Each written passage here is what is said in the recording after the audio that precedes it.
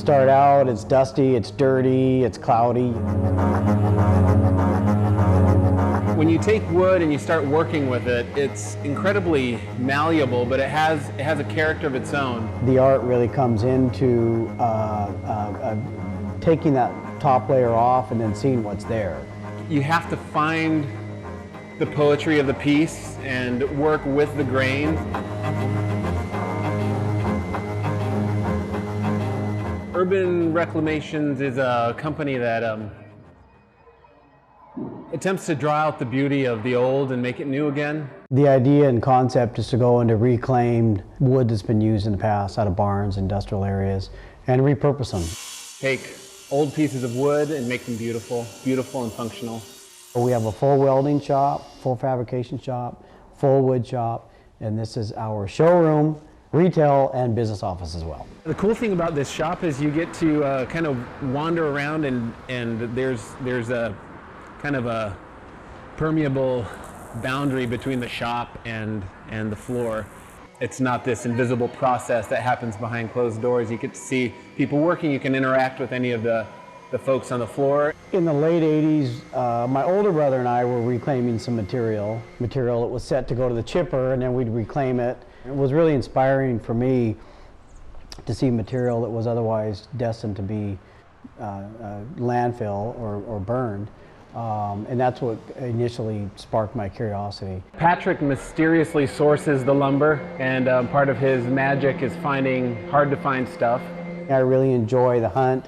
I really enjoy to explore, reclaim material and see what's inside. It feels good and it feels very positive to be part of the green side of the business as well. Part of the reclaimed phenomenon in culture right now is an awareness of limited resources on the planet, to instead be looking to what's available around us. When buildings come down, there's beams, there's barns that collapse, there's flooring that comes up, and to repurpose those materials as an art form instead of logging and clear cutting and getting more new wood. It drives us, it motivates us, and to contribute environmentally is nice.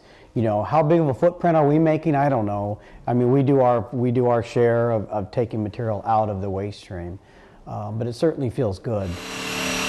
The bigger impact is the commercial side of our business. We do a lot of restaurant and bar work, primarily in the Seattle Puget Sound area, and they are the larger consumers, right, of this material. Patrick built our bar top and all of our tables using a reclaimed truck bed.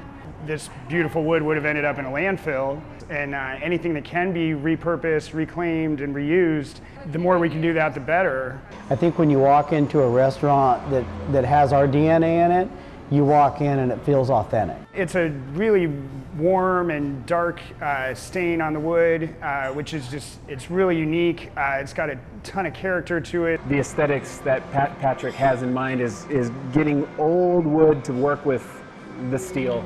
And there's something about the ruggedness of that is attractive. Divots and ridges, kind of unevenness of the surface a little bit. You know, a lot of what we do by hand.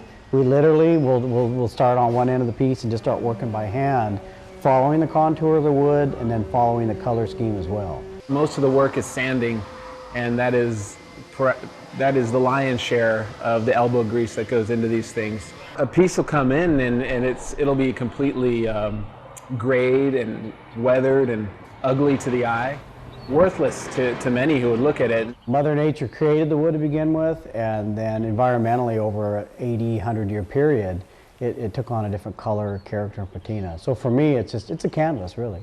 Once you start working with it, getting beneath that first layer, that's when you start seeing the colors and the way that the wood grain has been preserved underneath. Wood is remarkably stable over time.